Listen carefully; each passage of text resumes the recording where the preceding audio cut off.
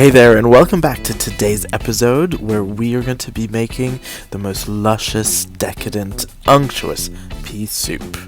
And stay tuned, this is going to be on today's episode of The Sunday Cook. And if you haven't done this yet, don't forget to subscribe because there's loads more coming up in future episodes. So let's look at the ingredients. I've got some frozen peas, you can use fresh ones if you want, white onion, some sage leaves, of course some garlic, mascarpone cheese. What else do I have? The guanciale, which I used in yesterday's carbonara recipe, and some homemade chicken stock. I'll put the links in the description below for the stock. So let's start prepping. I'm just gonna chop my onion. There's no need to be pedantic about the size of the onion slices because you're gonna use your immersion blender towards the end, so the size doesn't matter.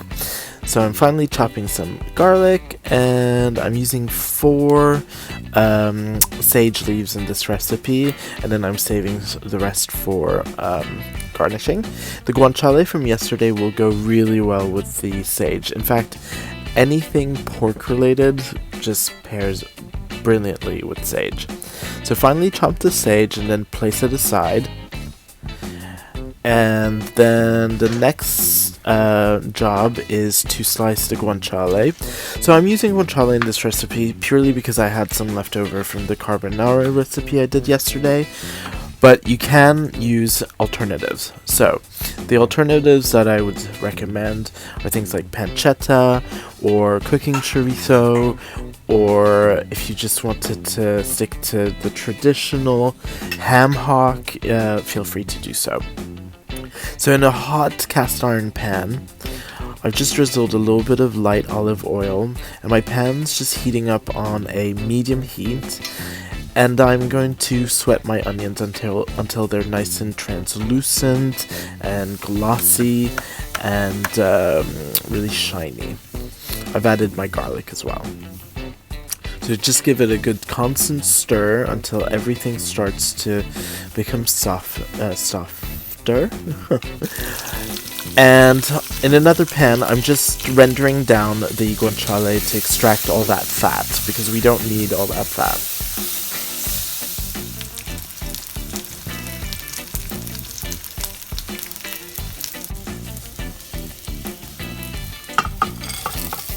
The guanciale. Now I'm just going to add my peas.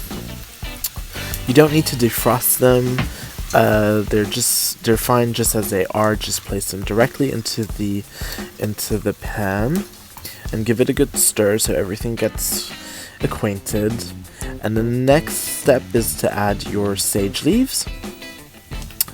Season it well with some black pepper. So I'm just using some freshly ground black pepper. And then the next job is to add in your stock. And the stock is one that I made a few weeks ago. You'll see in my description box the link to the chicken stock recipe. And just give it a good stir, and then change the temperature to high and bring it to a boil. Once it starts to boil, just reduce the temperature down again to medium heat so that it just simmers gently. So with the guanciale, I'm adding part of it into the soup directly, so I'm shaking the excess fat, and then I'm keeping the rest of it for my garnish. So so that's what I'm doing. There you go. So those bits are just going to be shaken, and then I'm going to lay them down on a fresh clean tea towel to drain off all that excess fat. Should absorb, so you can use paper towel if you want.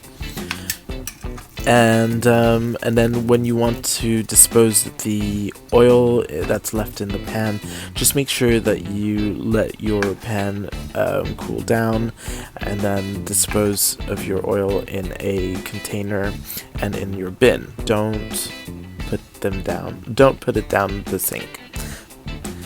There you go. So as you can see, they're nice and golden, and I'm gonna pat them with the tea towel just to absorb all that excess fat, because all we need is the crunch. So my soup is bubbling away nicely, nice and gentle, all the flavors mingling, getting to know each other. Meanwhile, my stomach is rumbling. Give it a good stir, and then make sure you taste as you go along. So I tend to season towards the end, because I know that the liquid is going to reduce ever so slightly, and whenever liquids like this reduce, the flavors tend to intensify.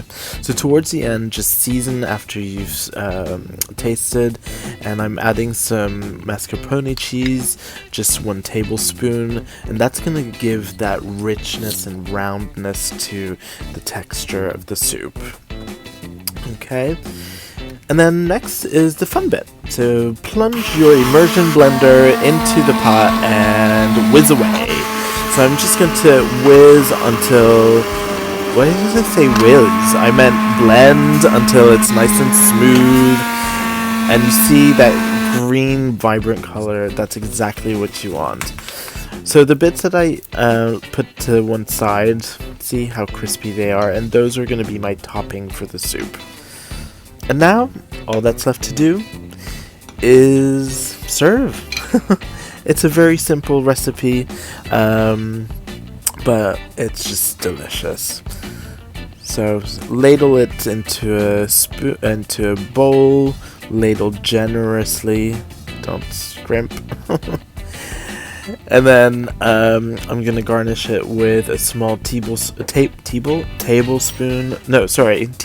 That's what I meant to say, of mascarpone cheese, and then a couple of those crispy guanciale, and then a few sage leaves. And then I'm going to sprinkle some freshly ground black pepper. And for an added flavor boost, a little bit of pecorino cheese. And I think the sharpness of the pecorino is going to really be a welcome contrast to the sweetness of the pea, because peas are naturally sweet, aren't they? So, and I'm serving it with a this is a rustic bread loaf with roasted garlic in it. I told you I love my garlic. So perfect for dunking.